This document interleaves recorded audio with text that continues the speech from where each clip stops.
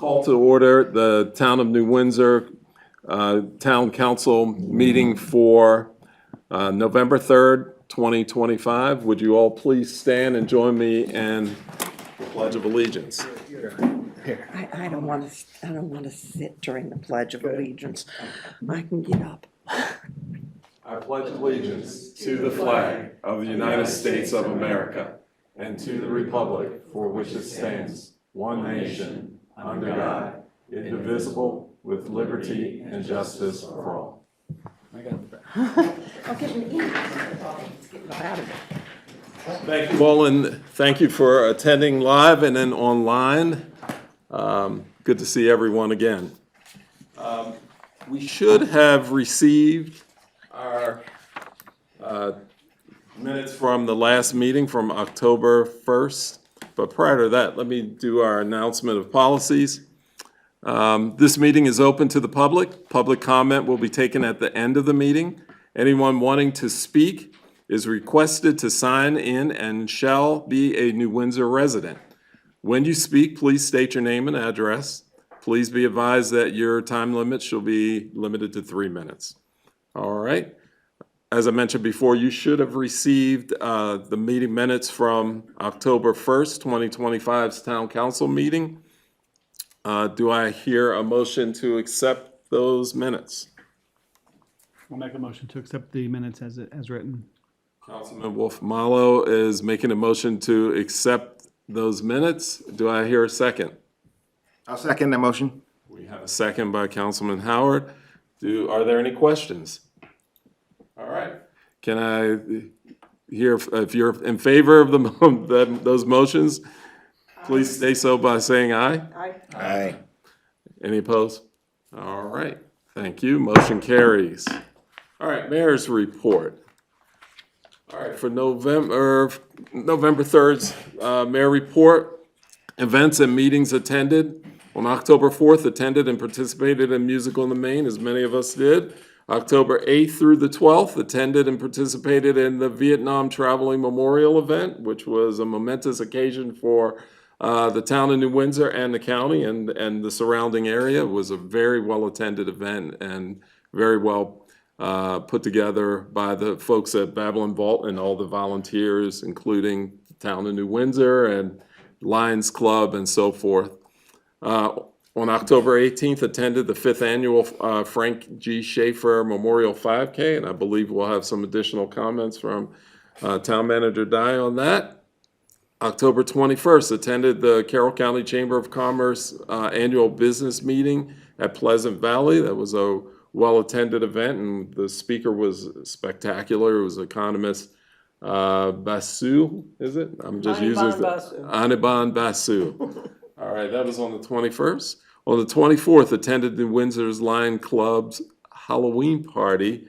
And for the children, that was at the fire hall, which was very nice. They had a storytime books, and they were donated by local homestead in Trevor.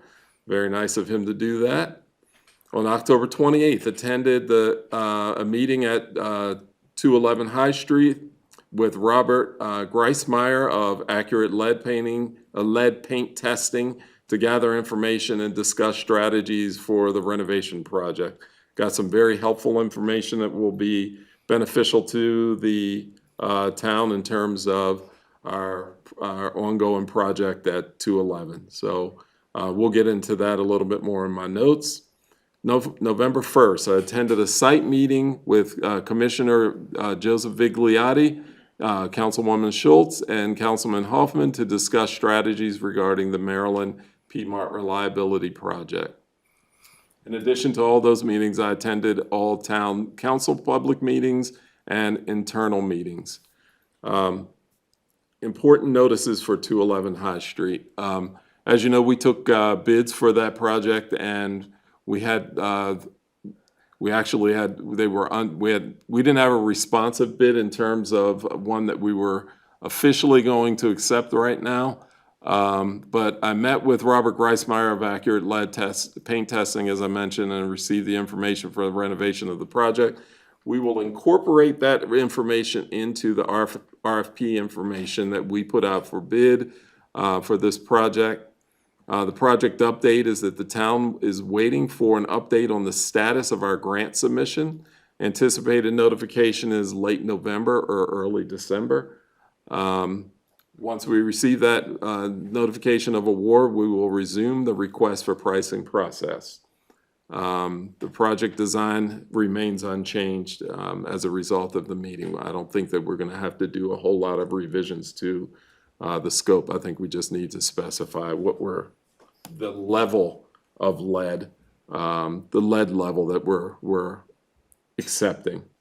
Does that sound okay with you all? I'm going to leave it up to the council to make those decisions, but my plan is to, again, wait to see where we are with the grant.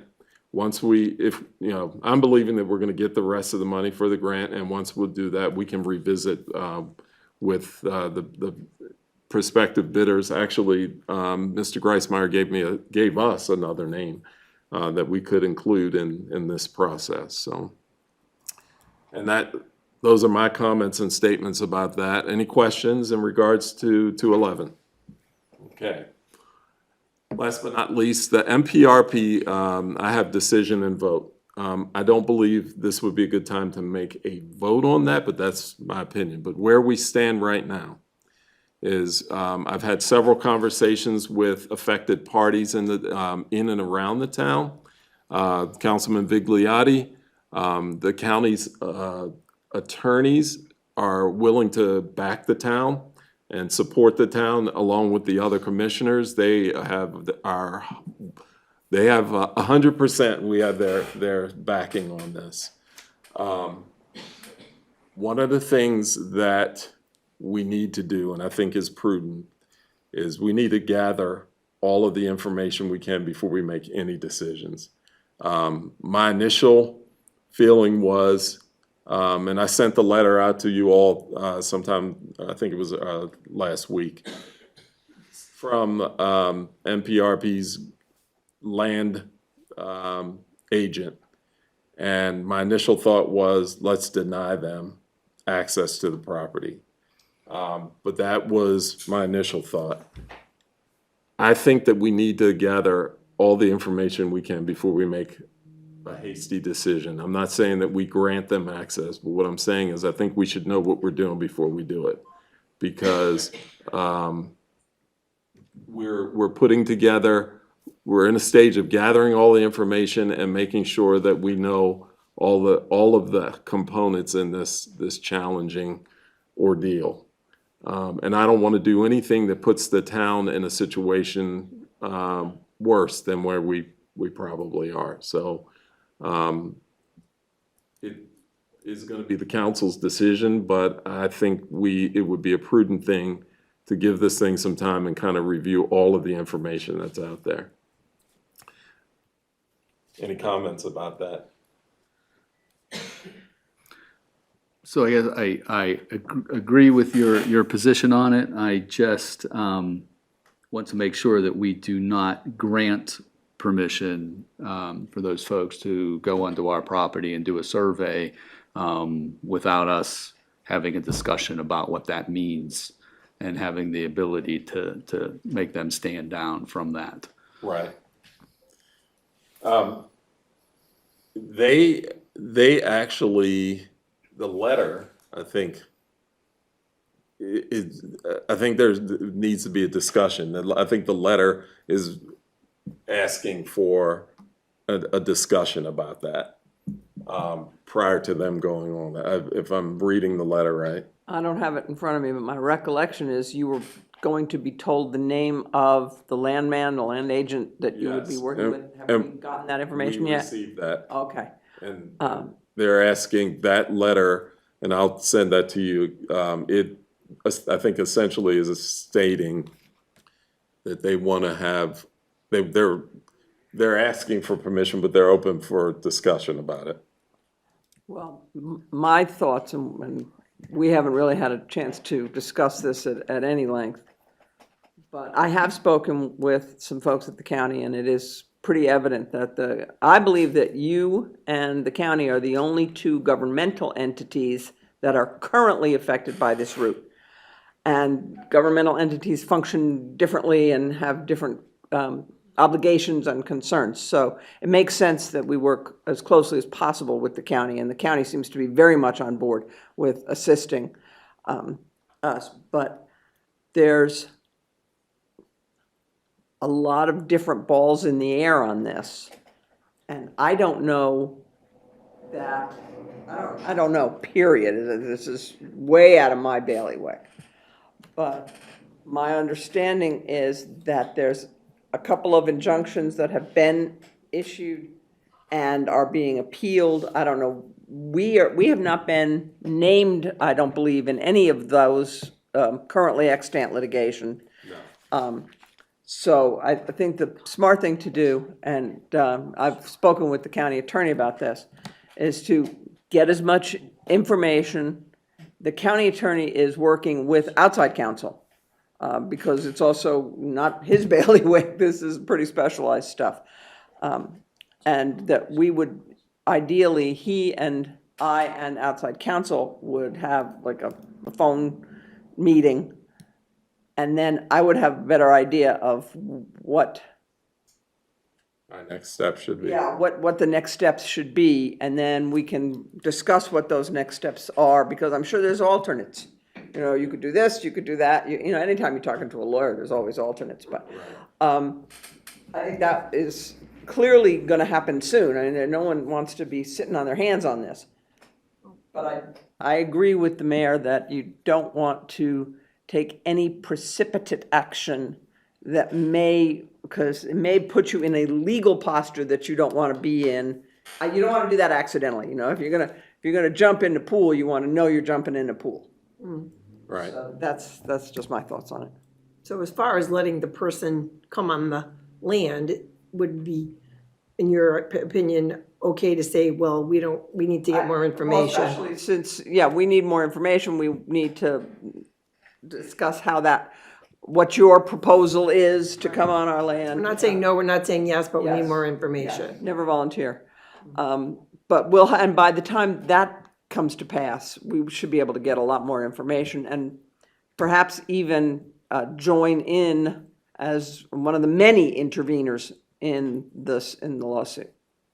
I think that's ultimately where you're probably gonna be, but I don't wanna say that's the case, because I have not spoken with the other council yet. Okay. Okay. Kevin, I think they might have already been on the property.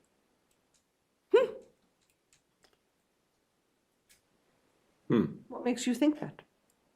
We got a call, and then I witnessed it. Well, that certainly is information that's of interest. Yes. Do tell. So I got a call from a concerned party. Okay. I'll leave them anonymous. And they said that they were gonna be around the contact tank site. Right. So I didn't make it to that site, but I made it down to Roop Spring, back behind the ball fields and everything like that, and they were already there. And so there was a survey guy and another car, their protection. They hired private security. So I don't know if it's permissible because it's a public space, a park, if they were allowed to be there or not. That's something we should think about.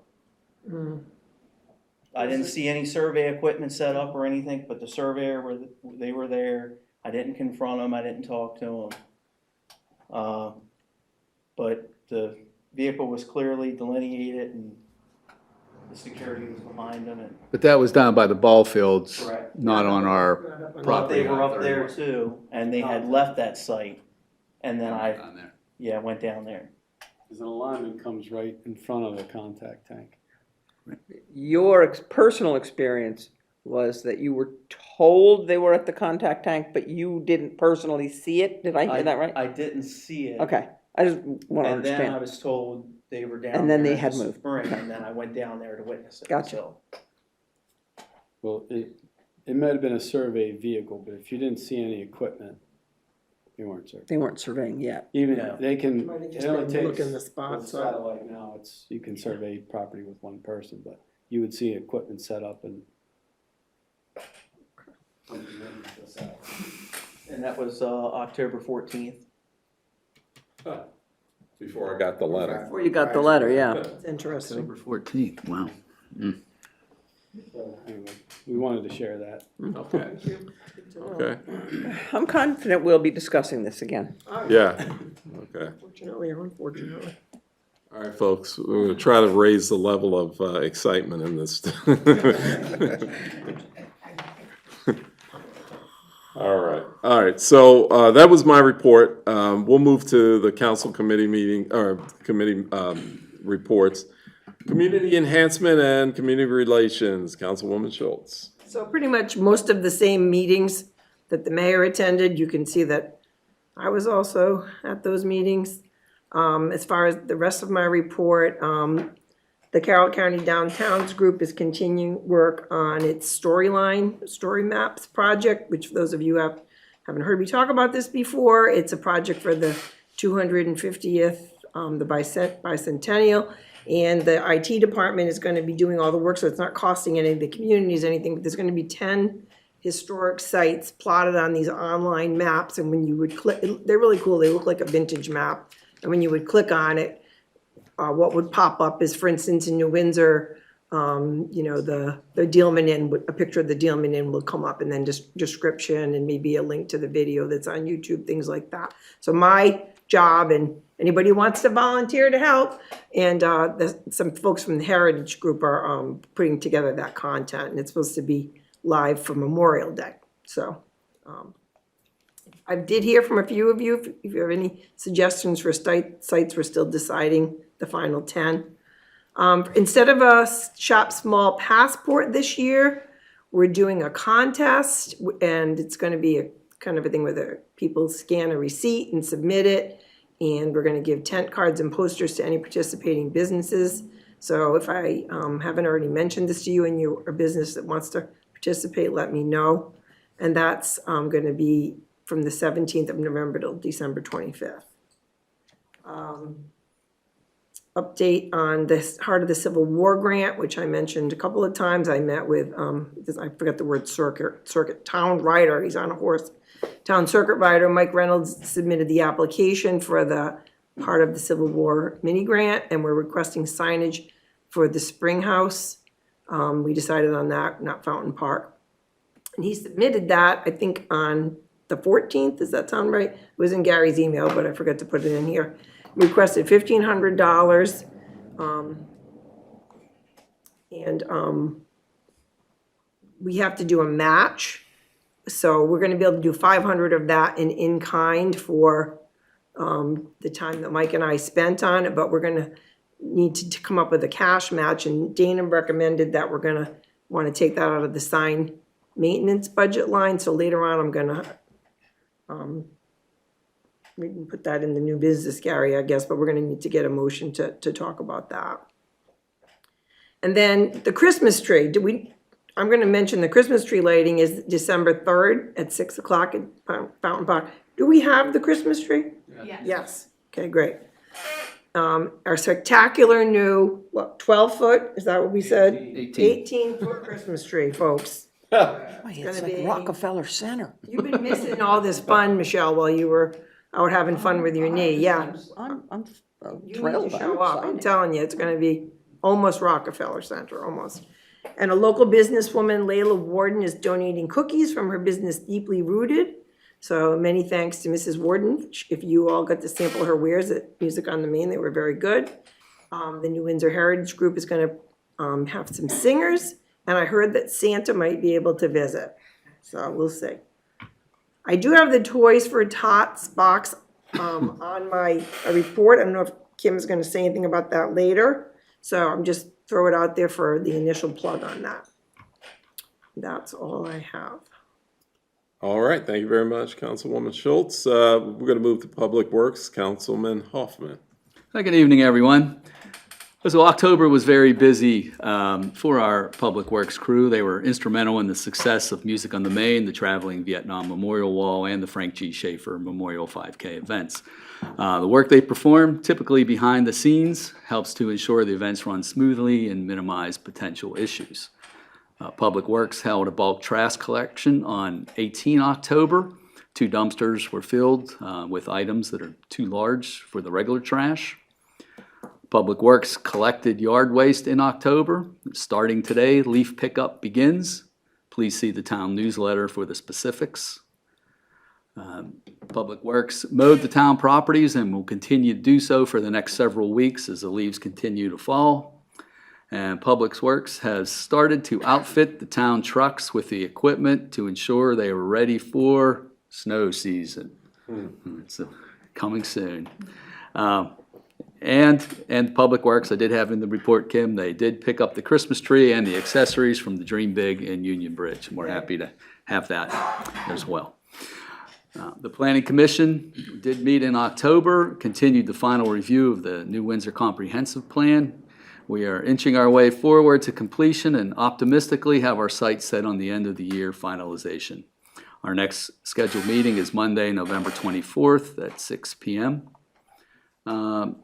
Councilman highlights, I won't belabor the same meetings that you already heard, but I had a couple additional in there. I attended the monthly State Highway Administration virtual meeting on the town streetscape project.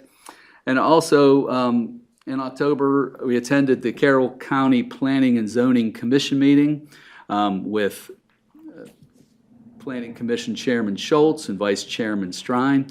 We were able to share the information on our municipal plans and discussed opportunities for the town-county collaboration. That's it. All right. I did have a question.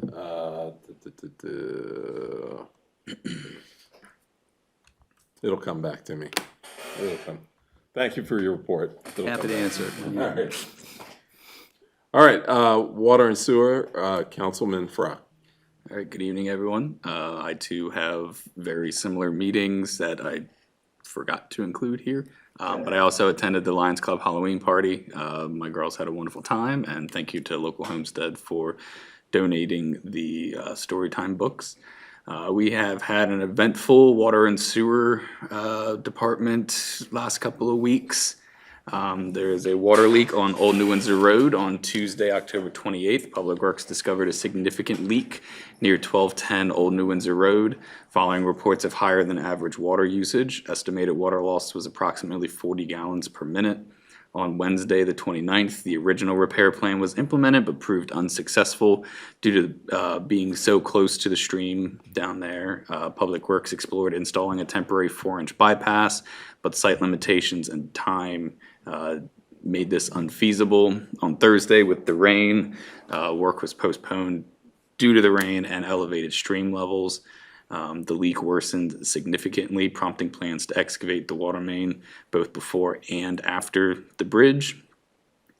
On Friday, in coordination with the town's contractor, a 6-inch bypass was successfully installed directly onto the existing water main. Water pressure and adequate supply were restored by 7 p.m. Permanent repairs are still ongoing and will require the installation of new piping from 1201 Old New Windsor to Atlee Road. Unfortunately, the town's as-built drawings are inaccurate. Updated plans are being developed, and the main will be upsized to 12 inches to match the original intent of the design. There's piping from 1968 all the way up to 1990 that adds to future capital investment for that water main area. On better news, Blue Ridge Sewer Station generator issues have been resolved. Those repairs were under warranty, and the Hillside generator is operational with training this week. That's it. All right. Very good. Thank you for the report. Public Safety and Health, Councilman Howard. Thank you, Mr. Mayor. Good evening, everyone. Same as everyone else, I attended all the same meetings, except I did also attend the Sustainable Maryland Action Grants webinar on October the 8th. Public Safety and Health notes, upcoming meetings and events. The Opioid Prevention Coalition meeting is next week. I'll be attending that. The Carroll County Health Department has another flu shot clinic coming up this weekend. Saturday, November 8th, from 10 a.m. to 1 p.m. You can register at health.maryland.gov/Carroll. The 2025 Caregiver Support Conference is Saturday, November 15th, from 9 a.m. to 2 p.m., and that's at the Westminster Senior and Community Center. We're also going to participate in Operation Greenlight from November 4th to the 11th to show support for veterans by lighting buildings and homes green. By shining a green light, county governments and our residents will let veterans know that they are seen, appreciated, and supported. Public safety and health notifications. Any Marylanders that are in need of food assistance, visit 211md.org. And then the last thing we have here is a blood drive. I had preliminary discussions with the American Red Cross about having a blood drive here in New Windsor. More information to come on that when I have more. Thank you very much. Very good information. Any questions? What are the dates of the green light? I'm sorry. Sure. November 4th through the 11th. Thank you. Thank you. All right, Councilman Howard, thank you very much. Economic Development and Technology, Councilman Wolfmallow. Good evening, everybody. Same as everybody else, attended the similar schedule of meetings for the month of October. A couple updates on things. At the last work session in October, the town council approved upgrade to our IT contract for enhanced cybersecurity. So I just want to thank Dana for the work that she put into getting us to that point. I know it was several months in the making. Also, just wanted to mention that the Carroll County Board of Commissioners is looking for county residents to serve on several boards and commissions. There are several vacancies, including the Ethics Commission, the Farm Museum Advisory Board, Local Management Board, and the Board of Zoning Appeals. They have details are posted on the Carroll County Government Public Facebook page. Okay, thank you very much. I do want to add, I did have a meeting that I did not mention. It's actually an important meeting. I attended a meeting with Councilman Dye and Public Works Director Myers. It was a meeting with the county representatives to discuss future water sources for the town of New Windsor. The discussion covered potential source sites and solutions to current water challenges. And we'll leave it at that. But I thought it was a very productive and fruitful meeting, a meeting that would benefit the town of New Windsor for some time to come, which is all our intent. So I wanted to let everyone know that I attended that, or we attended that. All right. Town Manager Dies. Okay, just a few things. The town paving, CPE will be doing paving around 40 to 50 manholes. This work is planned for Tuesday through Friday, Thursday or Friday this week, and we will use highway user revenue money to pay for that. Just elaborate on Councilman Frock on the water line briefly that Mid-Atlantic is working on 2 projects in Frederick and expected to return approximately the first week of December to make the permanent repairs. These repairs will require MDE permits, and there will require also a stream diversion, will be complicated and a costly repair. Many thanks to the Public Works staff in Mid-Atlantic. They all worked long hours and collectively devised the plan for the temporary bypass to get the residents back into water, or having water again. And I'm sure Director Myers will have additional information in his report. And then lastly, the Frank Schaefer Memorial 5K was Saturday, October 18th. Had great weather again, good attendance. Everything went really well. Had fun driving around when the side-by-side that was donated by Metro Bobcat, so thanks for that, Wayne. The proceed checks will be presented to Carroll and Westminster Roadrunners at the December council meeting, and we went through the budget, Dana and I, and each organization will receive a check for $2,725 this year. That's great. Is that the best? Yeah. I thought so. That's great. Yeah. Higher, so. Well, I'll just say it was a well-run well-run event, and a lot of organization that you put together. You know, and it was a great job doing that, so it's fun to participate. That's all I got. All right, Public Works Director Myers. Good evening. I attended a meeting at Carroll County with Mayor Cornick and Town Manager Dye regarding interest in a water source. Coordinated with the Public Works Supervisor to upfit snow removal equipment on the town fleet. Volunteered at the Frank Schaefer Memorial Run. Coordinated ongoing water meter replacements with First Class Mechanical and Kim. Responded to several power outages and intermittent power issues. And attended a meeting with Town Manager Dye and Mike Reynolds with Musco Lighting regarding the skate park lighting. Town Manager Dye is going to talk about that in a little bit. Continue to work on hillside wells to support long-term sustainable demand. Current production at this point averages around 63,000 gallons per day consistently. So we have a month of data to prove that site's capable during drought periods to produce that much water, which is very significant. Without that investment that we made into that site, the consequences would have been pretty significant considering this water main break that we had and how much water was leaking. So that really helped us keep the water tower levels at a decent point. We did have to lower the towers a little bit, so there was minor pressure reductions, somewhere around 4 pounds in Old Town and 7 pounds in Blue Ridge subdivision. But we got through it. After an event like that, it takes several days to replenish the water system back up. We needed to stop the bleeding, so to speak, with the water that was leaking, and the bypass allowed us to do that.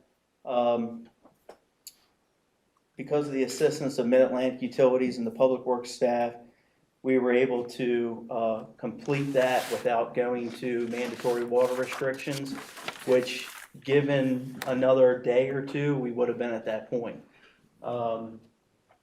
But the water towers and everything have been almost restored back to their original capacity before the event. The Mainspring farm site is doing very well. And Hillside, again, never skipped a beat, so we're appreciative of the investment in that site to keep us going.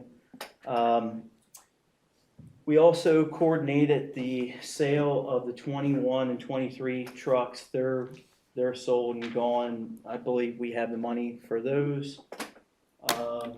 We did also get a $1,000 rebate check through Apple Ford because of the time issues with the original single cab truck order. It was delayed, so they gave us a rebate, so we came in $1,000 cheaper on that.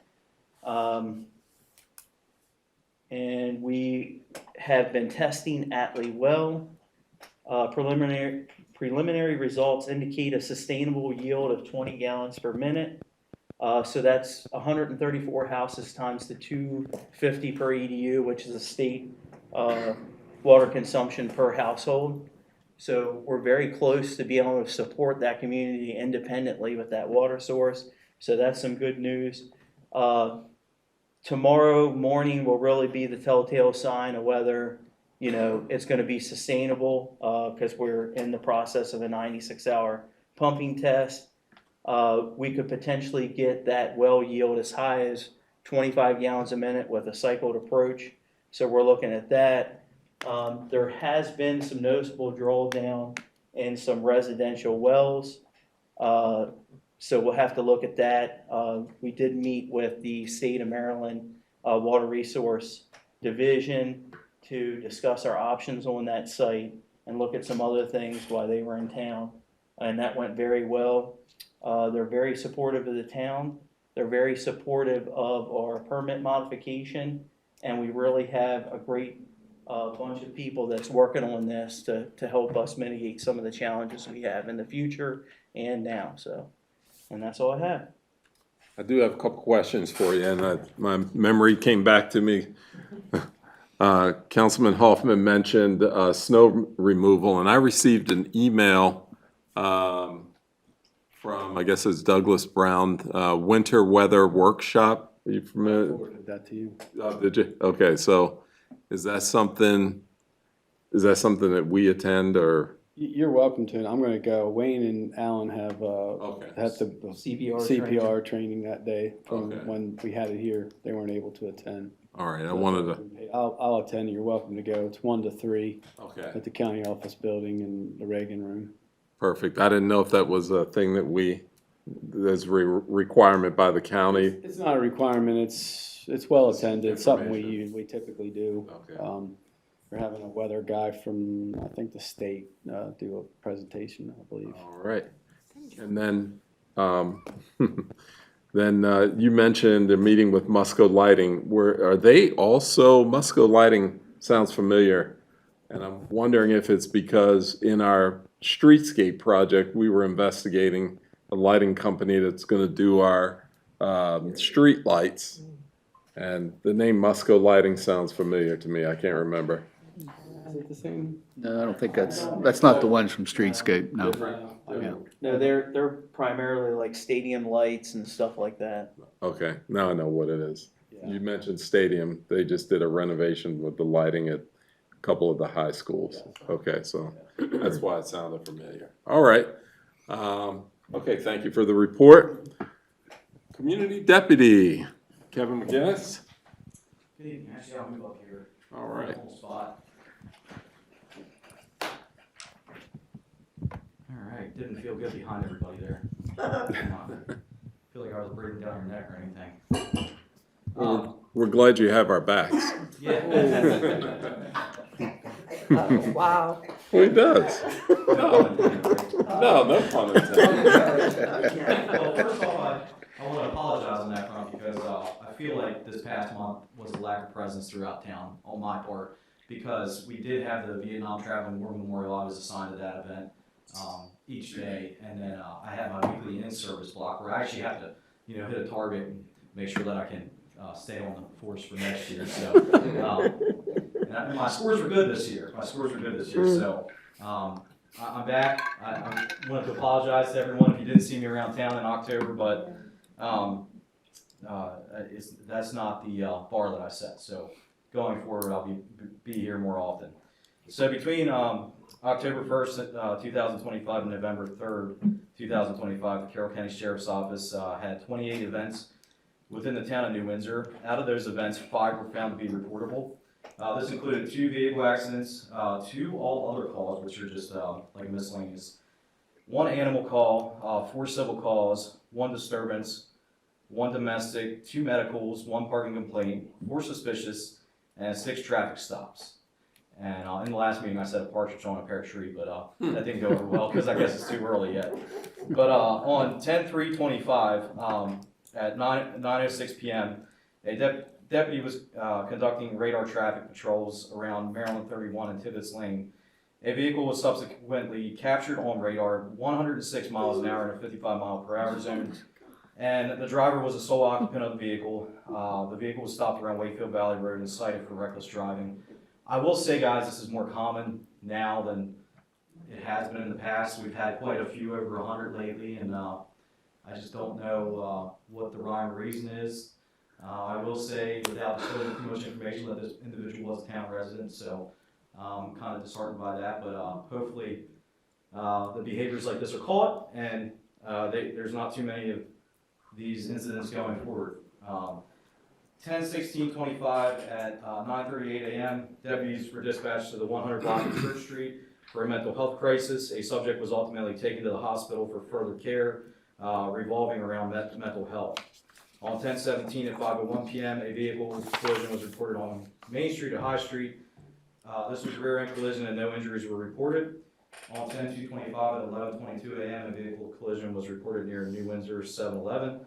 No injuries were reported in the collision. It was property damage only. On 10/29/25 at 6:31 p.m., an overdose was reported on Church Street. The subject was parked in front of a residence and slumped over the wheel, the driver's wheel. The subject admitted to using heroin and used a capsule that was recovered from the vehicle. Subject refused further medical care, and all the cases above are closed. All of them were closed on the face. That means there's no ongoing investigation. And I guess I'll get the elephant out of the room. We all know SNAP benefits are on pause right now. We've been getting a lot of, well, I wouldn't say we as the sheriff's office, but I'm involved in a lot of different resources throughout the community, being a community deputy. And I just wanted to share some of those resources with you guys because as a community, because it does get unclear sometimes. And WestminsterRescueMission.org is a great website to go to for food needs. And our county does a really good job of distributing food throughout Westminster, New Windsor, Union Bridge, as well as Tawnytown. So I'm just sharing some key points here. Soup kitchens are each day in Westminster, and you can go to their webpage and it'll go up with a whole list of soup kitchens there. I don't know if we can do that this evening, but if we can make that work, but I'll go through this this whole bit here. So notably, New Windsor has St. Paul's United Methodist Church the first and third Wednesday from 5:15 to 6:30 p.m. Additionally, Union Bridge has St. James Lutheran Church on Mondays from 4:30 to 5:30 p.m. And Uniontown Bible Church is Saturday at 9:30 a.m. United Way Food Distribution is also on their run board committee. I joined that. Just another obligation that I'm now taking part in. But I still gotta get my feet with them. But they do have two distributions. One's in Tawnytown, the second Wednesday each month at 3:45, and the other is in Union Bridge at the Community Center at 3:45. And I don't know, Connor, if you pulled that up. But it's a very, if you go up to the middle there, it says mission and food programs, and it'll give you like the whole list of food resources. If you go to free food resources, it'll give you a whole list of all the vendors in the area, as well as the soup kitchen. So it's a very helpful tool that we have. It's got it all listed by area there. And then if you actually go down, it's got the daily soup kitchens, which soup kitchen's not a very great term for it because they do have sufficient meals there. It's not only soup and breads, whatever they have for the day, which could be sometimes burgers, sometimes steak. I would assume not very often steak, but whatever they may have. So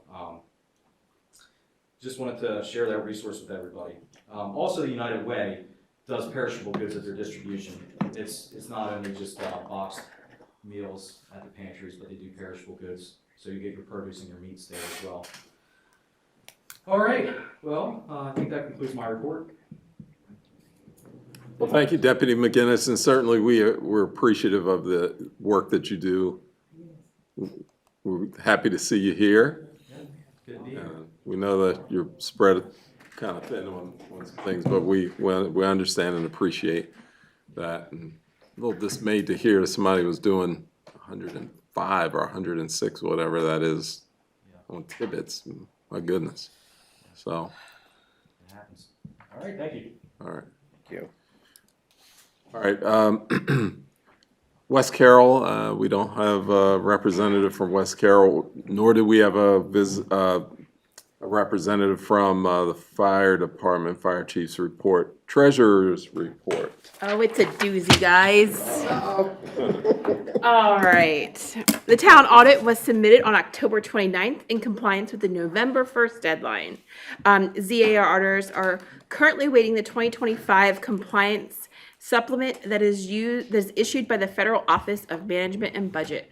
Of course, they are furloughed. So once they have the information, our single audit will be submitted. We had to do a single audit this year because we spent $750,000 of the ARPA funds in the fiscal year. So yeah. Once that single audit is completed, ZA will schedule a time to come and meet here and present both of the findings. So we're good there. Everyone was emailed a copy. However, you also got a lovely hard copy in front of you. Everything is very standard. It's a 45 pages of nothing but funness. I have read all 45 pages, guys. It's a page turner, let me tell you. Again, everything is standard. There is nothing out of the ordinary on this, but if you have questions, please feel free to reach out to me. I am more than happy to help answer them. I will have the first quarter fiscal 26 budget review for everyone in the work session meeting. The audit kind of took precedent, so everything is just a little playing catch up right now. Please join Mayor Cornick at Fountain Park for Mayor on the Square. It will be from 12 p.m. to 4 p.m. on the November 22nd and 9 a.m. to 12 p.m.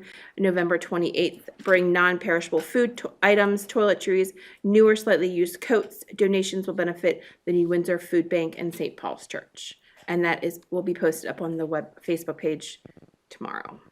And then again, mark your calendars for the annual tree lighting, Wednesday, December 3rd at 6 p.m. at Fountain Park.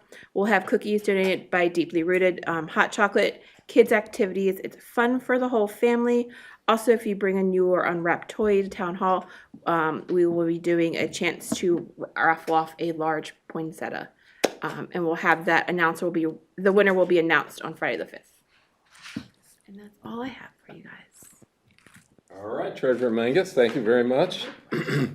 All right, Water and Sewer Billing Clerk, Hi, everybody. Ms. Hershey. I'm going to tag along on Dana's, the toys. We are a collection site this year for Toys for Tots. If Oh, you nice. bring a new unwrapped present here to Town Hall to help a child have a great Christmas, that'd be fabulous. And also, there's points involved. So, anyway, everybody knows water bills were issued beginning of October. I ran the delinquent report last week and sent out delinquent notices. I sent out 166 letters last week. 115 for regular accounts, 51 for budgeted monthly accounts that were well past due.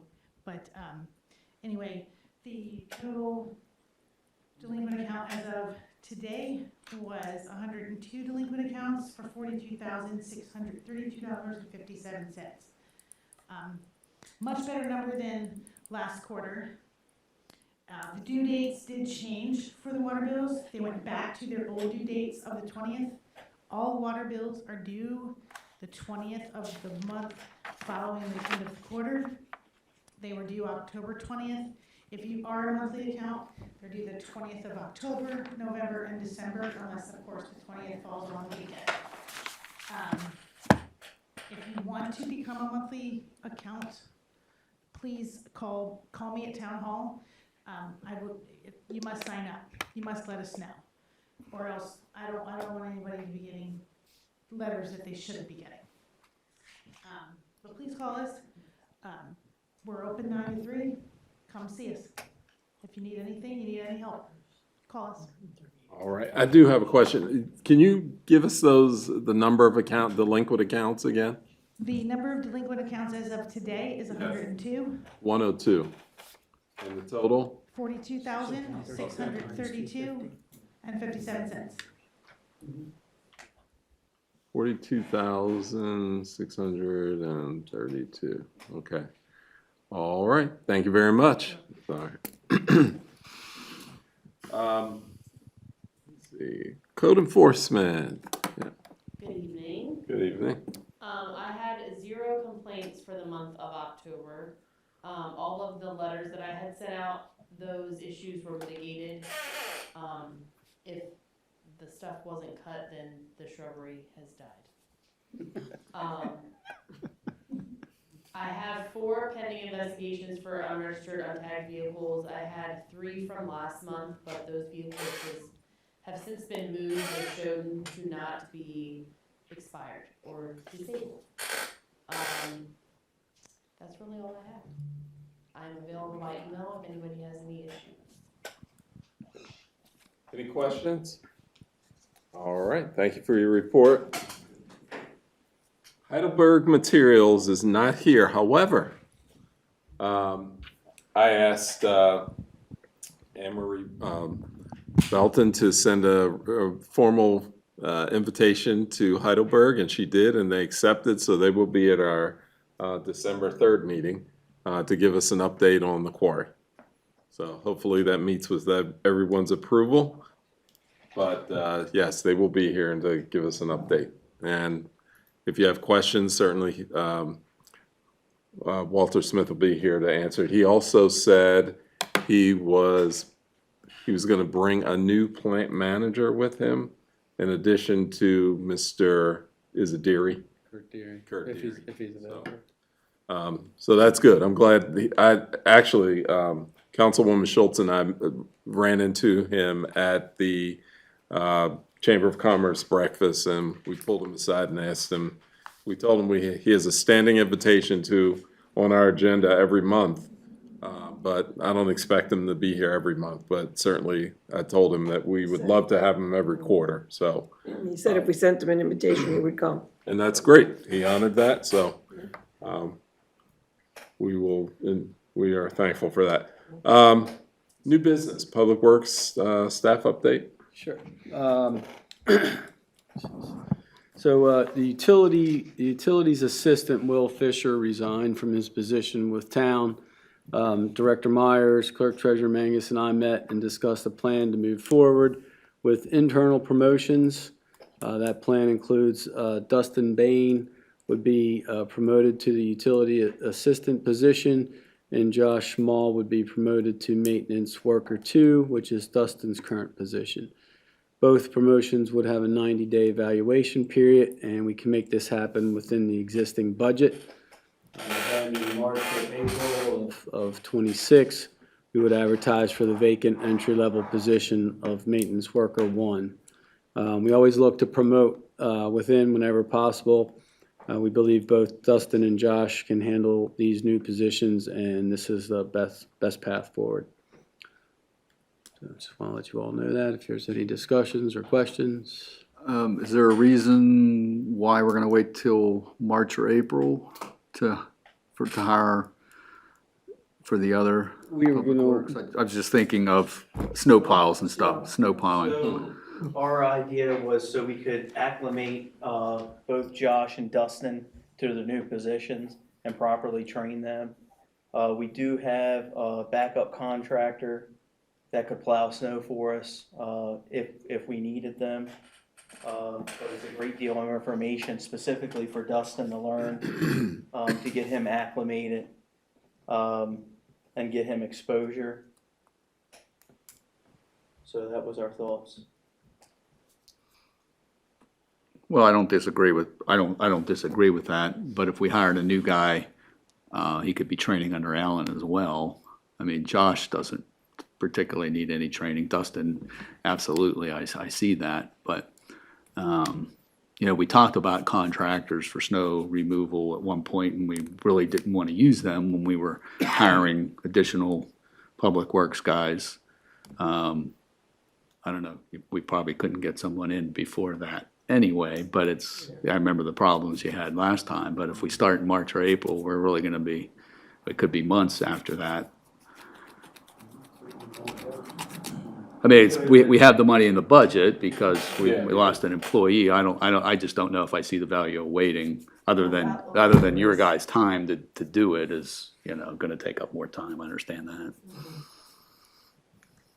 So historically, whenever we tried to hire around this time of year, you have the holidays, which complicates things. So at the earliest, I would suggest January or February, but. I don't know, if everybody furloughed, maybe we'll get some. Yeah. Got a couple of people on the council that aren't working, I think. You guys want to be temp employees? It's down to plow snow. Used to plow snow. It's been typically 4 of you, correct? Well, it just depends on the storm. It could be Right. 3 to 4 people. We had the luxury of the other the other staff members. And, it just depends because it seems like we're always down at least one position, within the last couple of years. So, we always get through it, we find a way to make things work, so. Expense-wise, how much, in general terms, does it cost to do a search for somebody? You place an ad. Say it again. We currently have, I believe it's one or two. We bought a bundle of jobs. I try to save money when I can. We bought a bundle. I think we have one or two left over, and it posts in the Times, and they post on the Times' website, and it goes to all the job boards. We also post with Carroll Workforce. So it's relatively no cost, but it is, again, interview time and, things yeah. like that, but, I mean, we have, pretty much have the job description It's written, yeah, and put the for, ad together. That's not a lot of Yeah. work or anything at this point. It's all relatively fresh. Y'all think we should get started earlier? We can get started earlier. Yeah, I would imagine. I hear your point about trying to do it through the holiday. That kind of becomes tedious. But I mean, if it's not costing us a ton more, and I would imagine it's probably some time drain on your part. Yeah, so the biggest issue is like staff vacations, holiday vacations, and then coordinating with all of us to get somebody in and make sure the right people's in the room during the interviewing process. Yeah, no, I got And you. it's tedious and complicated, and like I say, historically speaking, Yeah. it seems that we do better in January, February. All right. Yeah. Well, Pull it up to that. First of the year. Yeah. Council, what say you about that? I mean, that gives you 60 days of the probationary promotion period too. You can get a better feel of, do Yeah. you need a higher position or that entry level? So Starting it in January, 1st of February, something like that. And that also gives us the flexibility, since Dustin would be versed in both positions, where if he needed to float back and forth until we got another position hired, he Yeah. could do that. And it would give me the ability to train him and not rush things Right. and train him the wrong way. I hear you. So All right. So January, February. Okay. start February.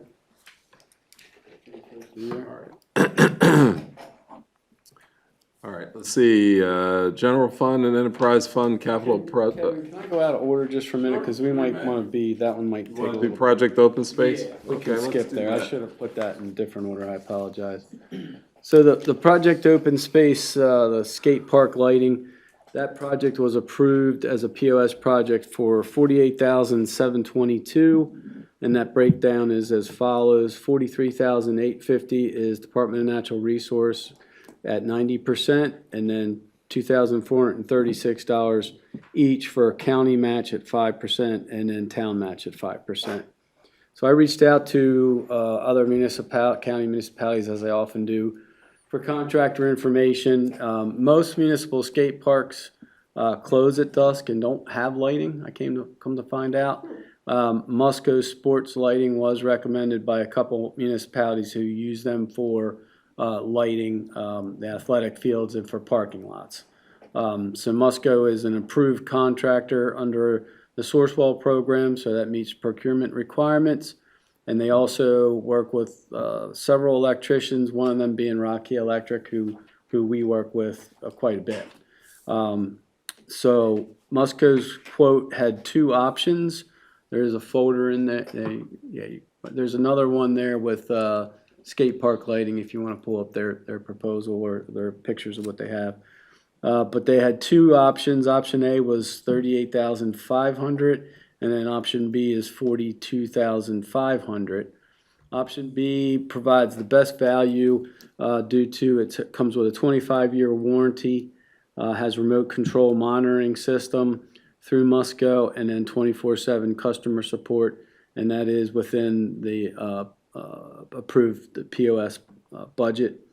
Delivery time is 8 to 12 weeks from signed contract. I received that contract today to review, which I'll be doing tomorrow if approved. Rocky can actually get started connecting the existing electric entrenching to the proposed pole location while things are being while the pole's being manufactured and ordered. And both Director Myers and myself recommend award of the contract to Musco Sports Lighting with Rocky Electric as subconsultant, going with option B for $42,500, using the approved Project Open Space grant. Any questions or discussions? Questions?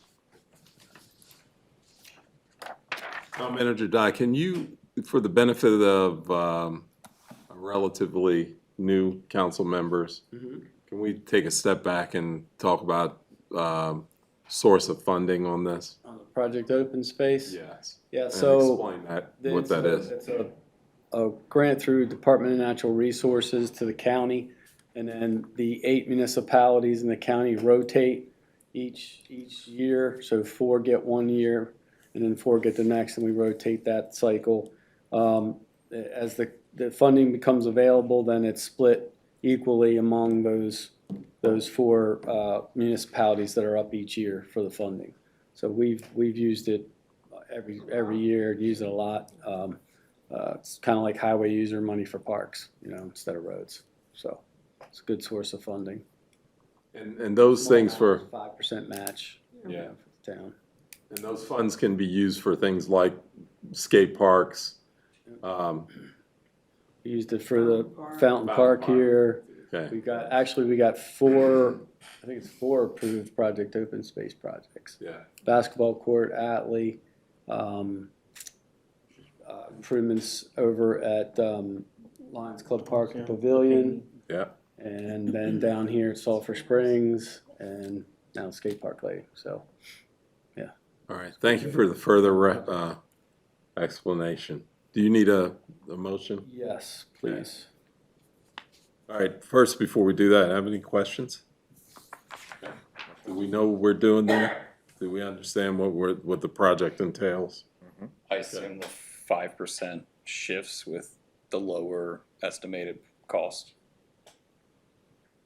That's, we were approved, yes, to your point. If we don't use all that funding, you can return the funding, yeah. Any unused funding. Do I hear a motion to accept Musco's quote for option B, $42,000? $42,500. I'll make the motion to accept option B from Musco Lighting for the amount of $42,500. Okay, we have a motion to accept it. Do we have a second? I will second that motion. Okay, we have a second. Any questions or reservations? All right, please state your approval by saying aye. Aye. Any opposed? Okay, motion carries 5-0. For that change in order. Can I just jump in here, because Gary and I talked about this, but I guess I never actually put it on the new business. But we do need a motion to approve the funding for if we get the grant for the sign. Background on that, Gary just mentioned for the Spring House Park, which is down the bottom of the hill here, which is the old spring house that was associated with the Atlee House and possibly with the Dealman when it was something else. We got a grant to deal with some of the basically flooding down there, because the original spring, one of the original springs is still there, and it sort of has turned the terrain into a swamp. And the Heritage Group owned it and gave it to the town to be a park, and they restored the spring house. So that is gonna need a couple of phases, but the first thing that needed to be done was getting the water mitigated, so that's what's gonna happen next. So while that was going, we put that into the grant application for this sign, and we're gonna need a match, and Dana recommended the sign maintenance fund. We're gonna need a match of $1,250 from the town, from the sign maintenance fund, so if it's okay, I'd like to get that voted on now, because we're gonna probably hear back from the grant fairly quickly, and we wanna know that if they give it to us, we have our ducks in a row. Right. Because Mike's already gotten a price from the sign company, and I've already gathered all the historical information, so. What's the grant amount? Was it 1,500? Hang on. I can pull up your report too. Gary, do you remember? No, off the top of I my got it in my email from Gary, because Gary gave me the language and I copied and pasted it badly, I think. All right. Oh, yeah, we're requesting 1,500 from the mini grant So if we contribute the 1,250, they give us 1,500. Right. And what's the sign cost? I think it About was, 3. yeah, it was like 3, because there's 500 too that we can use as not actual cash, but in kind. Right. Because Mike and I both spent time working on it, more Mike than me, but. Yeah. Yeah, 3,000. All right, so do I hear a motion to accept? To move the, if we get the grant, to move the money from the sign, 1,250 from the sign Okay. maintenance fund. Do I hear a motion to move the money in the, If we get the in grant. if we get the grant, to move the money from the sign maintenance Right, fund? yep, Okay, The maintenance budget line item. budget line item. to where? To fund the project. To just fund the, okay, to the general fund. Use that And funding. just use the money in that line item. Do I hear a motion? I'll make the motion to Whatever he said. move the money from the sign maintenance line to fund the spring house sign project if we get the grant. Spectacular. That was pretty good. I will second that. Dante. So we have a motion and a second. All in favor, stay so by saying aye. Aye. All right. Any opposed? All right, motion carried. Talk about the fun stuff. All right. All right, general fund and enterprise funds capital projects. Okay, now comes the fun stuff. Gary, which one do you want first? General, please. So I updated, a list of the general fund and enterprise fund capital projects for fiscal year 26 through fiscal year 30. This is a work in progress due to the vast amount of information that is in our general fund and capital and enterprise capital planning spreadsheets, and the amount of, as you'll see, projects that we have in both. I created new spreadsheets for both general and enterprise and condensed a lot of the information and focused on planned projects in the 3 to 5 year range. So I wanted to share and this with the mayor and council, especially our new council members. So you have paper copies there and also in the folder for the night's meeting. So I'm not gonna, unless you want me to, go down every project there, but you can see for general fund, we break down the roads. We have those, the rest of those broken out, the estimated amounts, and then we plan those out in fiscal years. 26, we've already done our road paving. We have some manholes to do yet. But as you can see there, we want about 1.4 estimated for the rest of the roads. And again, that'll be highway user revenues and or general fund if we need it. Storm drains, it's 40,000, and that's basically what CP is doing now. If we can take advantage of that, that can be highway user money as well. That's adjusting the rims on the manholes, both sewer and storm drain. And then we go into parks. Again, you can see our list of our park projects. Some of those are project open space. As I mentioned, the Atlee Ridge open space basketball court, skate park lighting, Sulphur Springs improvements, and Lions Club pavilion improvements are the 4 project open space projects that we got awarded. So that'll take up some of that funding. And then under equipment, you can see the list there, spread out a little bit. And then we get into the buildings, gear lane, public works, and the list of those projects and in the out years. So if you get a total general fund list of projects for fiscal year 26 to 30, that totals $2,595,313. Again, some of that is covered under highway user, and some of that would be under project open space. I don't have those exact totals. Well, the totals for the roads are up there. That's, you can consider that the bulk of that being highway user. And then the totals for Project Open Space would be I don't have those totals, be 137, 235 plus the 78,000, whatever that total is. And then each of those other columns at the bottom total each fiscal year through those categories. What was our highway revenue projected for, was it this year or next year? This next year jumped is the one that jumped significantly. 3-something? 350,000-ish, which is More than we double expected, than yeah. anything we've ever had. So, I'm not sure what's driving that. I'm not gonna ask. I just hope we get it. Don't ask questions. Just take it. I think this comes into play, Wayne, you might know, vehicle registrations, does that? Registrations and gas tax, yeah. I know, I recently moved to Maryland from Pennsylvania, and vehicle registrations are ridiculous. It's gone way up. They jumped this summer too, yeah. I think that's coming into it.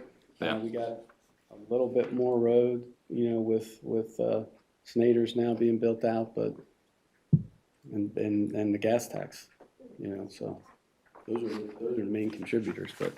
And we don't request the money, the state generates what they give us. Right. Yeah. It just comes They have a to formula. letter a couple times a year, so.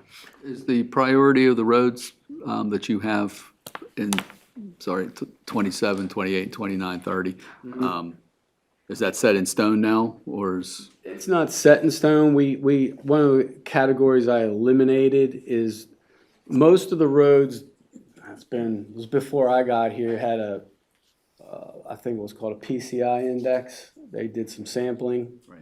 And it's a pavement condition index of what the base and surface and base is. So we use that as a kind of a priority, and then try to, based on what Wayne knows and Public Works knows, and then trying to keep the amounts around the same for each year. We jockey them around and what makes sense.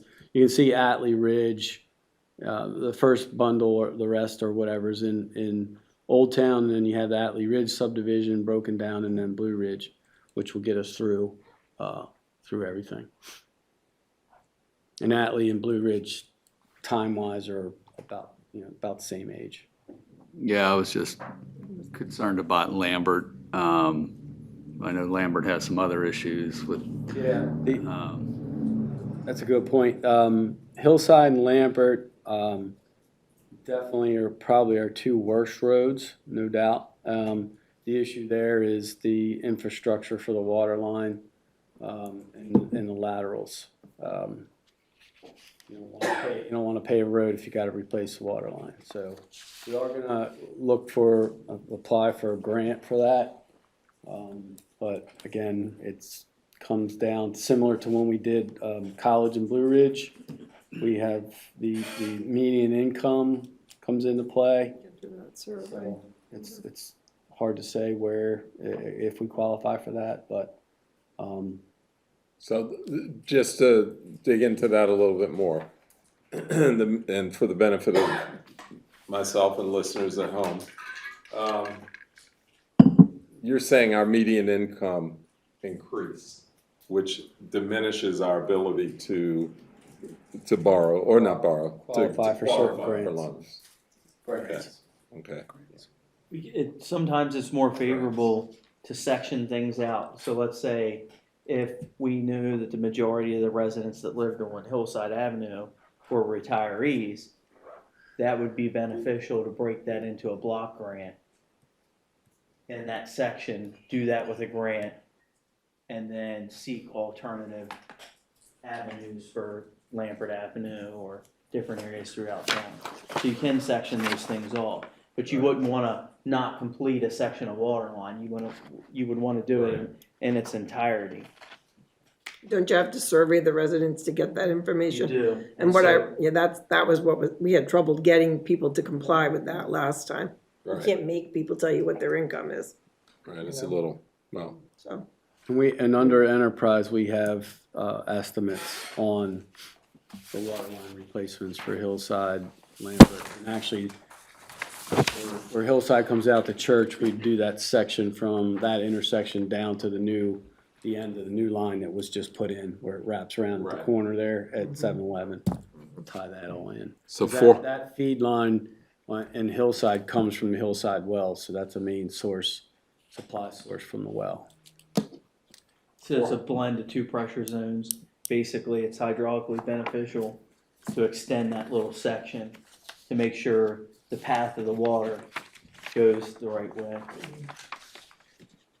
415,000 is the estimate for that, for Hillside. For Hillside, 740, you're jumping over to Enterprise now, but Yeah. 745 would be Lampert, and that's water main and lateral replacements, and then 200 for this section from Church down to intersection down to 7-Eleven, basically, So it'd be 615 total. for Hillside and Church. Yeah. Now, we do have some money left over from the road grant, or the water line grant. From the 4 million? Yeah, from that 4 million. I think it's around 199,000, just say that. Yeah. That's something we could consider down Towards the road. it, yeah. is to use that. I mean, I think that's a legitimate extension of that use of that money, because it would extend the end of the water line project down to one of the water sources. You said that was 100 and what? 99. About 199. So that- 200. Almost close to the 200 for that part. Yeah, but then we'd have to come up with the enterprise or the reserve for the remainder of that. And all in all, it's like 2.4 with the paving, right? Yeah, so that's 6, 1.3 plus the, 1.4 for water line. Yeah, Lampert's a long, wide road. That's the estimated most expensive, but Hillside is 35. I don't have that section. Well, Church has been redone there. It would just be it would be a patch there on that section where the Mill and water. overlay. Mill and overlay there. Not on this list, so thank you. Well, we still have to do something, because we're showing that Lambert, we don't have it on the books till 29 for the water lateral, and we have it paved in Yeah, can't do that. 28, Yeah, so doesn't still work. doesn't work.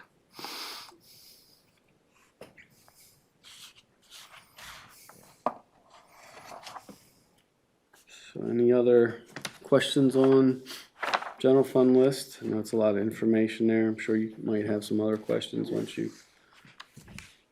review it.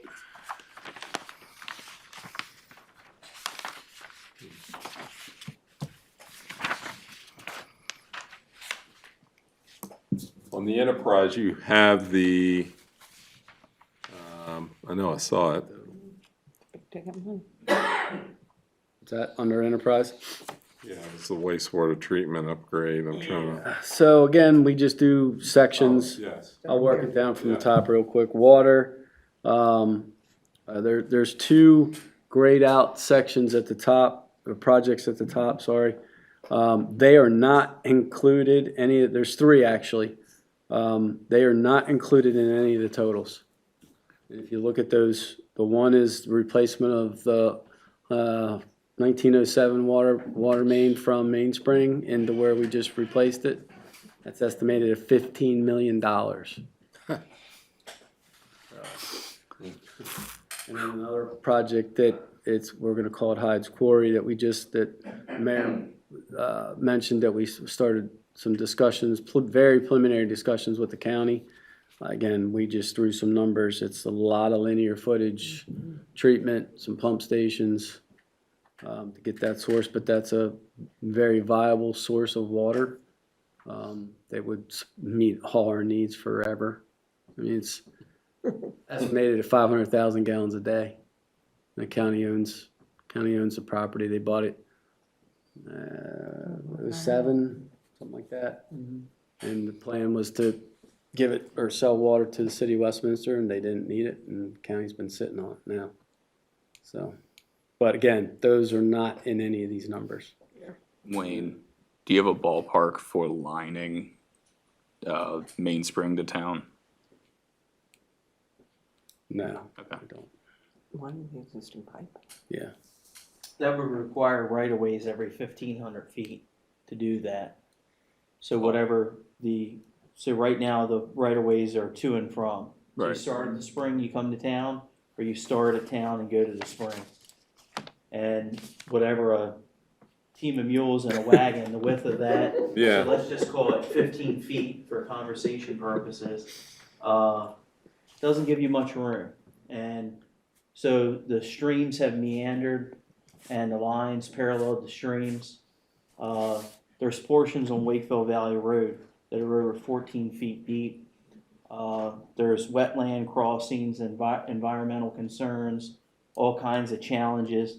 Gary's $15 million number might be conservative depending on what the environmental restrictions are. And we'll know all about stream crossings when we get our permit for Atlee and what we're up against. There's 6 of them on the raw water main line. Yeah. So 6. Yeah. So would be, you're saying the lining versus new pipe? So, yeah, Public Works Director Myers and I have talked about lining like we did all the sewer lines versus replacement. We have the challenge of the right-of-ways.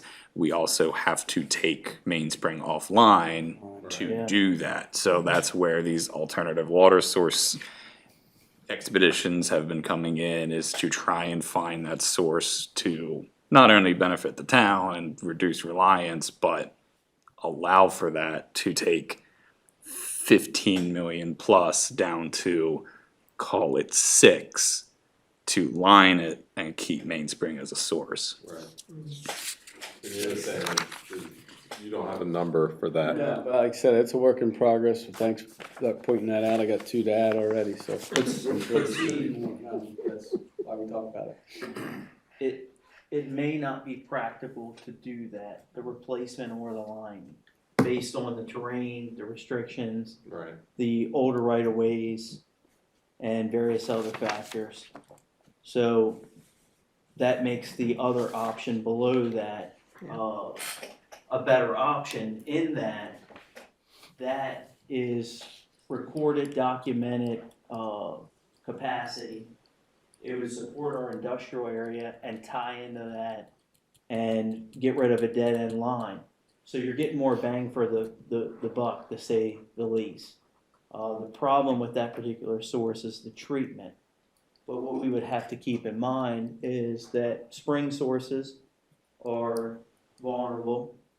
They source water from ground sources, and groundwater treatment requirements might get stricter in the future, and therefore adequate treatment might be required or considered to be treated like with a membrane filter. And that's exactly what the second option would be. It would be a membrane filter. So it looks like we're probably heading that direction anyway. It's just where you get more bang for the buck. And which option is that? That's the HUD. The quarry. Oh, quarry, okay, gotcha. And these are very, very ballpark estimates, linear, just measuring distances, direct routes off of county GIS. Again, estimating 2 pump stations, a treatment. There really won't be any in the first part of that, and I didn't even calculate the other part of it, which is just too far down the road. There wouldn't really even be any connections along that line. It could be a raw water line, very similar to what we have out there, to a point, and where we say, okay, well, we're going to put our treatment here. Just because of BODs and which is byproducts of chlorine and stuff like that, you wouldn't want those. They're harmful. And mainspring in general, one thing we have to keep in mind is in the late 70s, there were only just under 200 customers on the water system. And we were in a severe drought. Mainspring couldn't keep up with the drought at that time. And so that's when we mitigated the deal through the Seibel family, where Seibel's ball fields, Meadow Lane, and connected Rope Spring. So that's when Rope Spring came into play. And then also we had an issue in the 2000s with mainspring, And then again in 2018 and in 22.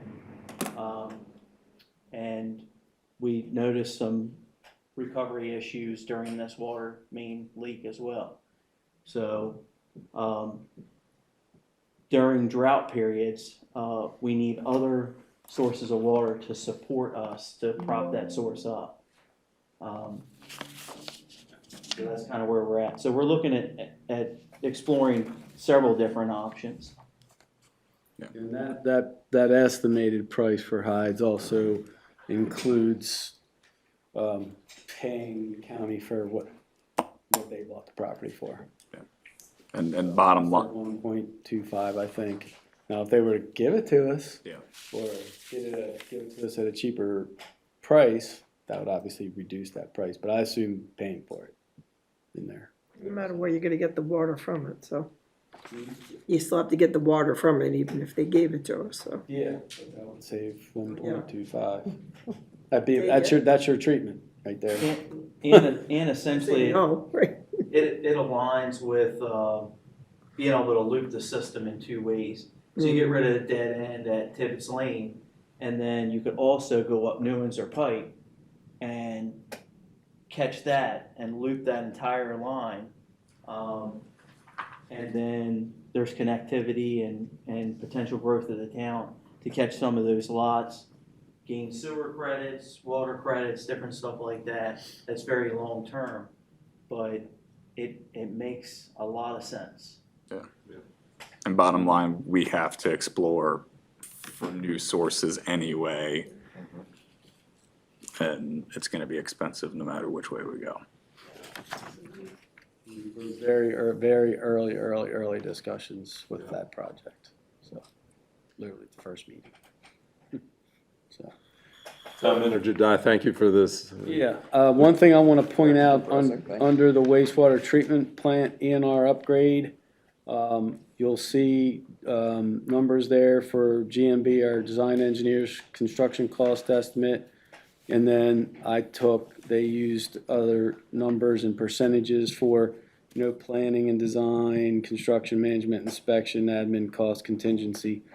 So you see a total cost, estimated cost there, and then I used best case scenario of 70-30 split between state funded and town funded. And that is going to be the best case scenario. The 54, What's that? I'm sorry, the 5,406,000. I took 30%, see the percentage column? I took 30% of each of those Oh, I see. 5 categories and then determined town costs and split them in the out years, depending, I see. obviously planning and design will be first or next in 26, 27, and then construction, and that project like that is 2-year minimum probably.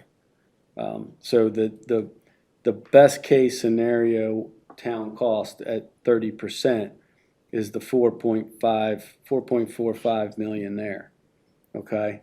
And then if you all recall, some of you were here, back in January of 22, Governor Hogan earmarked money for the wastewater treatment plant ENR upgrade to the tune of $3,434,283. Now, what's the likelihood of us getting that in 25, 26? We don't know. I mean, it'd be great if we did, but you have a different, new governor in years past, and we all know how tight the budget is in the state level as well. Yeah, what happens to the earmarks when an administration changes? Yeah. I don't know. So, but again, doing all the totals, again, the totals at the bottom for the enterprise would include the best case scenario for the town on the wastewater treatment plant upgrade without the funding from Governor Hogan. If we get that, that would be great. That would be a bonus, but, so there you see $9.35 million there for 26 to FY30. So when you combine the two, on general and enterprise, it's just under 12 million. So, plenty of projects on the horizon and things to plan for, and Planning's the best part. You know, you have to do it. Get it out there. Any questions on enterprise? A lot of information there. And I'm sure you probably will have them as we move forward. And said it's a work in progress. We're always looking at these things. This is actually, I technically gotten started on the budget because I do this as part of the budget process, so. Just got started on it early. All right, any questions? Let me know if you have any questions. Okay. All right, we'll move forward to old business. I don't think we have any. I think we've covered that. Any residents' concerns? Sir. We have Miss Teresa Hebron? Yeah, I just couldn't read your last name. Yep. Yeah, it's Hebron. I wasn't sure, I knew she was Miss Teresa. Dana keeps those. Mhm. My name is, Is that on? A little light on? Yep, you got it. my name is Teresa Hebron. I live at 3273 Hawks Hill Road, New Windsor, Maryland. I'm here tonight as a community, and I'm starting my community concern outreach. And I was at Strawbridge Church Sunday before last. And my cousin, every year, for 7 years, he's been going in D.C. feeding the homeless. So this year, he asked me, Cousin Teresa, will you give blankets? So it was some little kids I was talking about. I took my grandson 1 year down to the Carroll County building where it was homeless people. So I took my grandson there to see. I want him to grow up and come and go out and help people. So it was one little girl at the church. And when I was talking about, what I was doing, she came and hugged me. She made my day because in the world today, we got to help one another. And where the government jobs, we don't know who we have to help. So where the government job is going now, we may have some little people to feed. We don't know, but if I'm asking the community to help out with the blankets. And you can call me, my number is 443-340-6198. Because we as a community, and I love New Windsor, we as a community of love. And when people need a helping hand, we all always pitch in and help. So if you can do that, I appreciate that. And also, I'm going to, like he's saying, you're going to do CPR. I was talking to the New Windsor, I'm going to work with the New Windsor Fall Hall. And we're going to do more about mental health. And we're going to do more about CPR. So if you have any questions, I'm a person that God has blessed me so much. And my goal is to go out and help people because I'm rich in Jesus. And when my job I'm doing now, I'm a care provider for 20 years. I just left my job and stepped out on faith, and God has shown me what He wants me to do. So I'm just saying that we all here together and here in New Windsor, and I thank the town council let me come. I'm not in New Windsor, but you let me come to the meeting every night, every time you have your meeting. I appreciate that. Thank you very much. Well, Ms. Teresa, we certainly thank you, and we appreciate the work that you do. You always have a mission that you're working on to help people, and it's never about you. It's always about helping somebody else. So I know that I really appreciate it, and it's admirable what you do. And hopefully, folks come together and do help you out with this particular endeavor that you're working on. I'm sorry that the New Windsor youth already, Mayor Cornish, they already got 2 boxes already. They Oh, right. To the music, thing on the main, but you're getting the food together for you now. I really appreciate you mentioning that. I actually watched church yesterday, and I really I got an email stating that you're talking about Strawbridge helping out with Mayor on the Square. I'm really appreciative of Strawbridge for announcing that in church yesterday. So I'm looking forward to that, and we're looking forward to trying to help you out with your mission. So thank you again for attending. Any other residents? No. Okay. All right. If it so pleases the council, I'll make looking for a motion to adjourn. Make that motion? All right, was there something else? I'm sorry. No, Oh. I'm trying to clarify something over here. Steve, So we have a motion to adjourn? Second. Okay, and we have a second. All in favor, please say so by saying aye. Aye. Not gonna ask if anyone opposes it. All right. Thank you all for attending. Grants Planning Commission.